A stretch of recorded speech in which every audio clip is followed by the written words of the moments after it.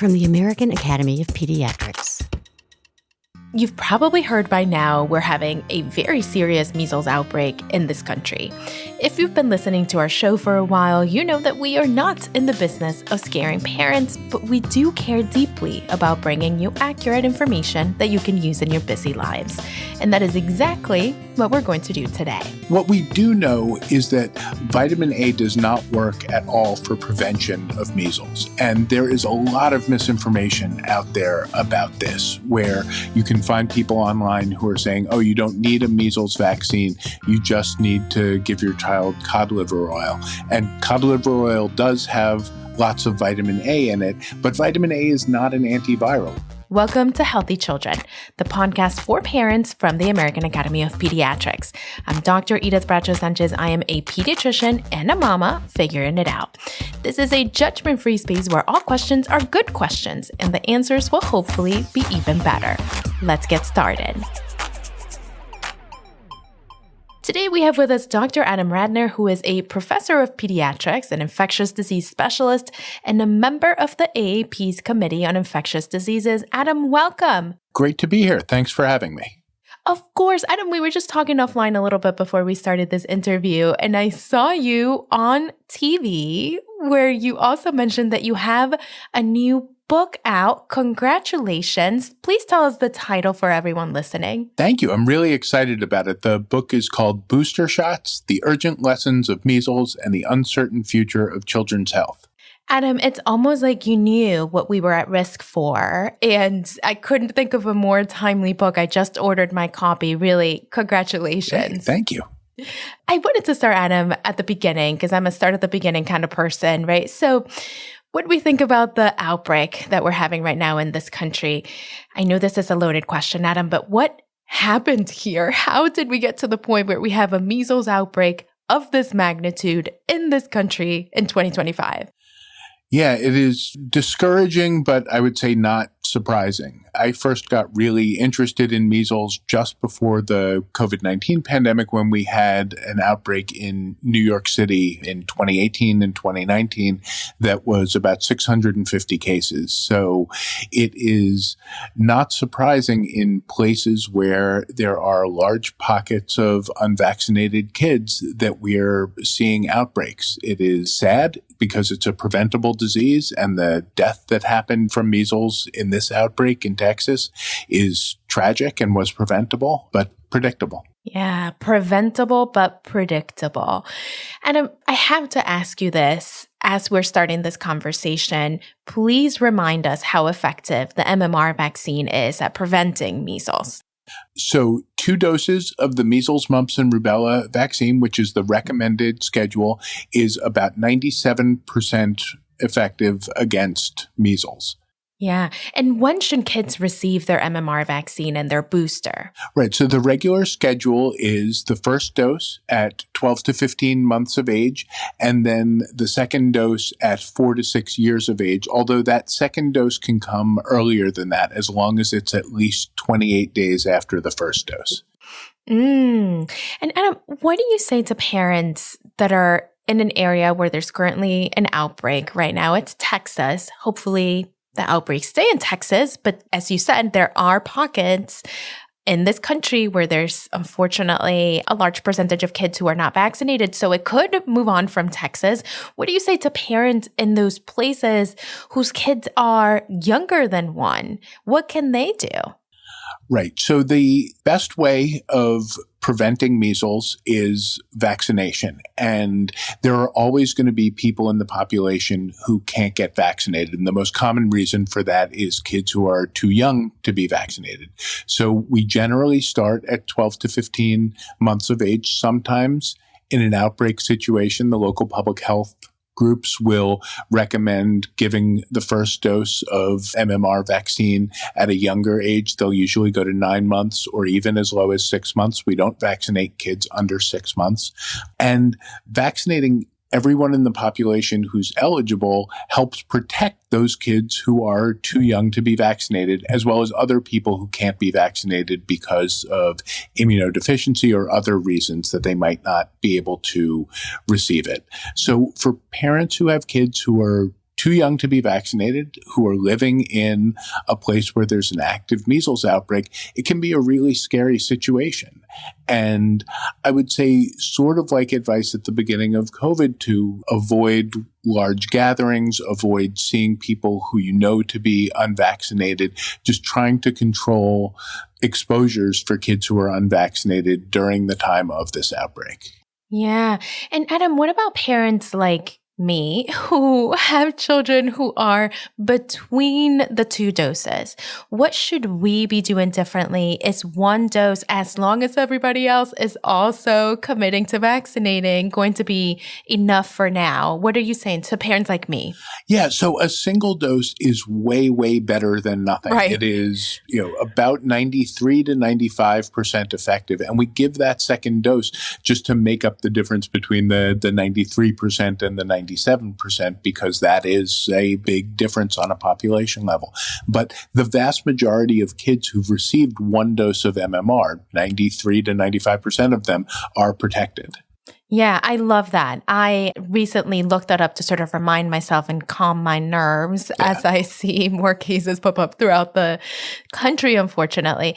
You are the infectious disease specialist, which is why I was so excited to have you on the show.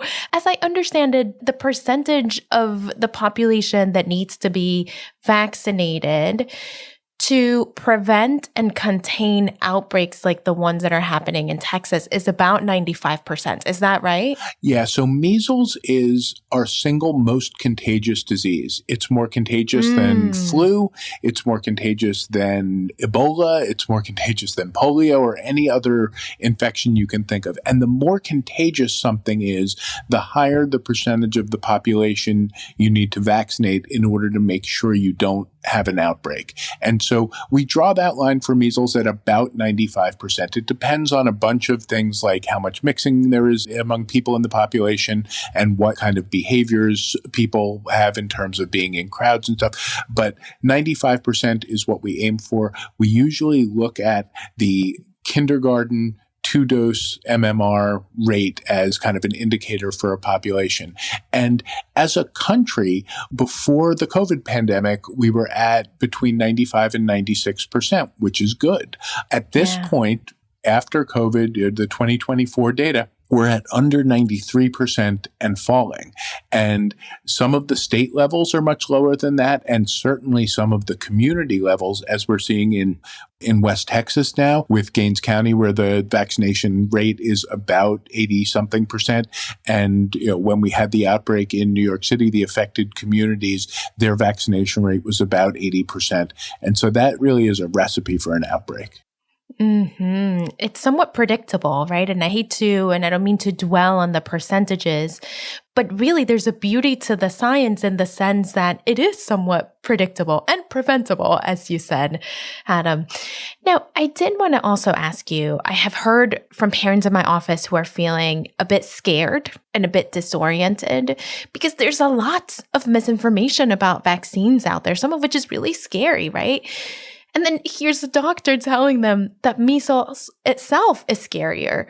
So I wanted to go through some myths with you to try to debunk some of the things that are going around. Does that sound good? That sounds great. Let's do it. So the first thing is that measles can be treated with vitamin A. Please explain this. So there is a kernel of truth in there, which is that we know that children who are malnourished, especially kids who have vitamin A deficiency, are at much higher risk of severe disease and death when they get measles. And so there are randomized controlled studies that were done in populations with high levels of malnutrition that showed that if you give vitamin A supplementation to kids with measles, it decreases the rate of severe disease and death. In the United States, what we know is that vitamin A deficiency is rare, but the kids with measles do have lower levels of vitamin A than kids who don't have measles. So what the recommendation generally is for kids with measles, they get prescribed by a doctor 2 doses of vitamin A, and then no more than that, because vitamin A can accumulate in the body and can be toxic.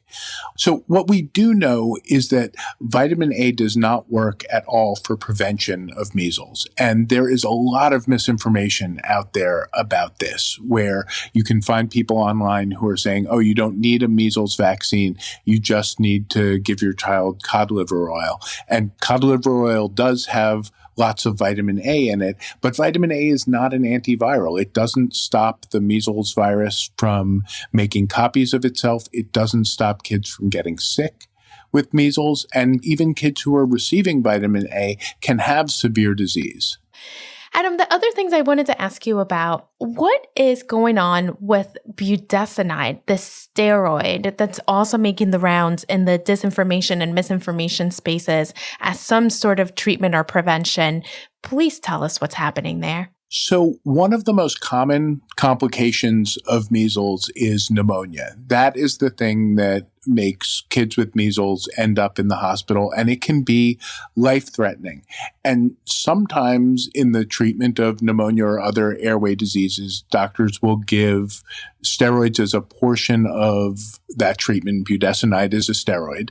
It is not a treatment for measles. Like vitamin A, it doesn't have any effect on the measles virus or on how sick someone gets. So I think that sort of like vitamin A falls under the category of supportive treatment, something that you might do for a kid with measles that has a particular complication, but not something that you would do routinely.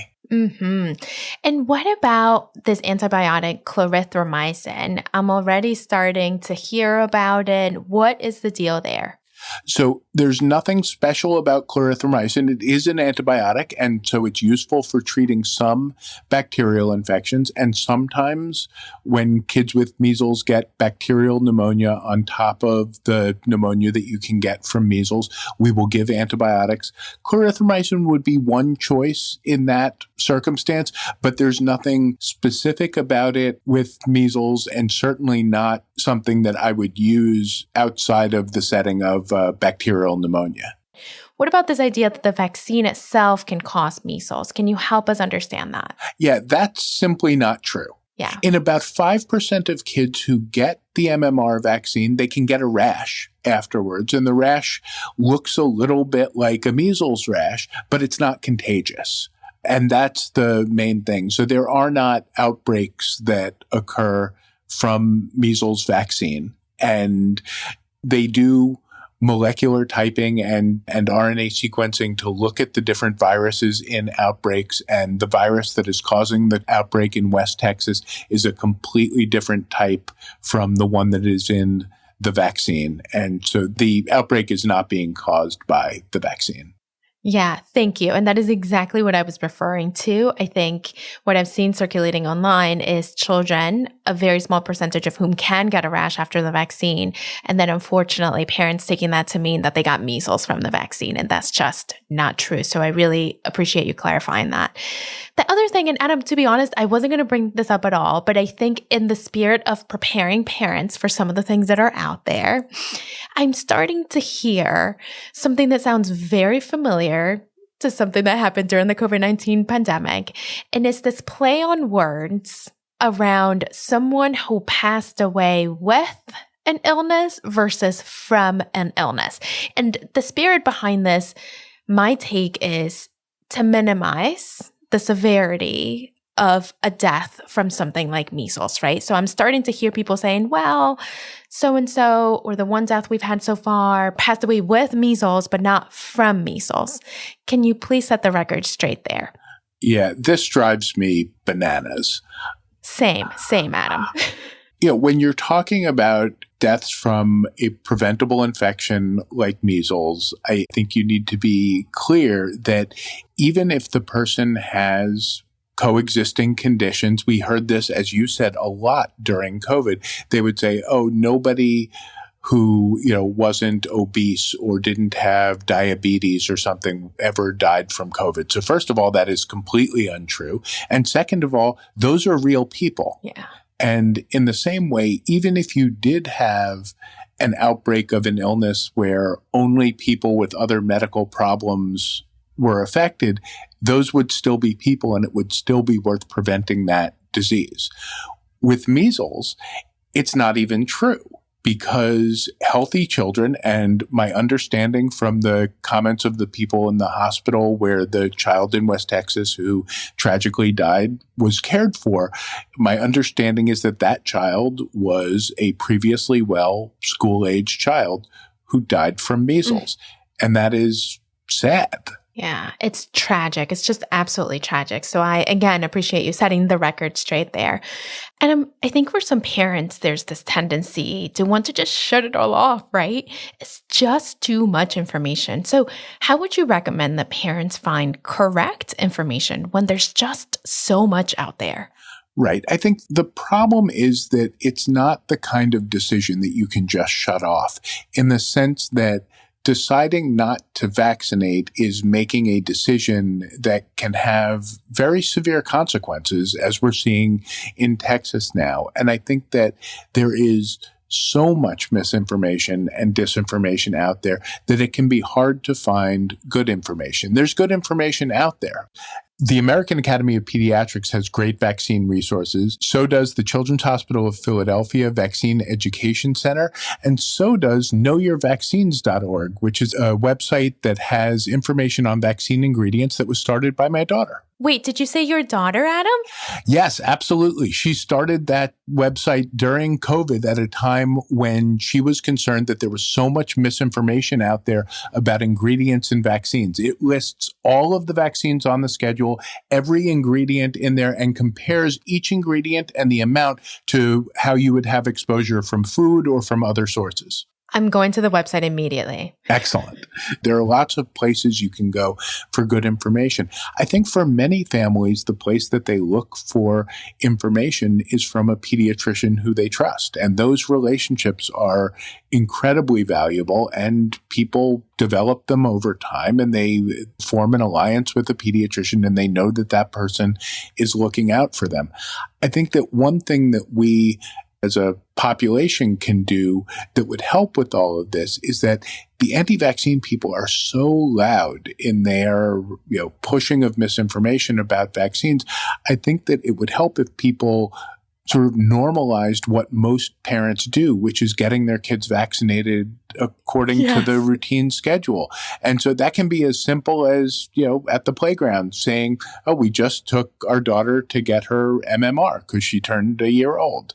And that's, there doesn't have to be any subtext to that. There doesn't have to be anything saying, so you should do that for your kid, but just making it part of the conversation, I think is helpful. Yeah, I love that, Adam. I think we absolutely need to normalize and just talk about it. Just talk about it. Non-judgmental ways to just sort of bring it into the conversation. Adam, I hope that no one listening today is ever in the position of having to wonder whether their child may have measles. And I hate that I even have to ask you this, but can you please walk us through the symptoms and what measles looks like? Sure. And it's important because most people who are parents now grew up during a time when there was not that much measles circulating in the United States. And most young pediatricians now have not seen a lot of measles. That's me, right. Adam. I understand. And before the outbreak in 2018 and 2019, I had seen a handful of cases, but not a ton. And so kids with measles start off with symptoms that are pretty nonspecific. They could be due to a lot of things. Runny nose, some cough, red eyes that can be sensitive to light, fever. And if you look in their mouth, sometimes you see these little white spots that are called Koplik spots, but they're really easy to miss. So for the first couple of days, there's no rash and there's nothing that looks specifically like measles. Then the rash starts, which is usually on the face and the back of the neck, and then it spreads from that area down onto the trunk, the chest and the back, and then out onto the arms and the legs. And then it fades kind of in the order that it came, meaning it goes away from the face and the neck first, and then the trunk, and then finally goes away from the arms and the legs. And the rash itself is sort of a pinkish, reddish color. It starts off as discrete dots, like it looks like dots on the skin, and then they sort of coalesce into these patches that are bigger. Kids with measles are often fatigued and irritable. They have high fevers. Yeah. Thank you for sort of walking us through that. And again, hopefully now that we've talked about it and parents are sort of hearing it, they will never be in the position of having to decide, could this be, could this not be? I have been telling my families, if you are concerned that it could be measles, please call me first. Don't show up to the office. Call me first. Let's talk it through together. But hopefully now that we've talked about it, parents will feel a little bit more confident and comfortable should this ever come their way, though a little nerve-wracking. And on a larger scale, I'm also hearing a lot of chatter lately about vaccine mandates. As you know, most states have vaccine requirements for children to be able to attend school. And maybe I'm overanalyzing this and I'm alone in worrying about it, but I'm watching a slow erosion of public sentiment around vaccine mandates. And it is one of the things I'm most concerned about right now as a primary care pediatrician. I wonder how you see this, and does it worry you? This worries me a lot. And I think I'll start by saying that vaccination and children's health in general did not used to be a political issue. This used to be something that Republicans and Democrats agreed on, people from rural areas and people from urban areas agreed on. We have vaccine mandates for school entry in all 50 states, although there are bills in several states to perhaps do away with those. These are incredibly important tools to getting the population vaccinated and getting to those protective levels that we need. And measles is the highest one at 95%.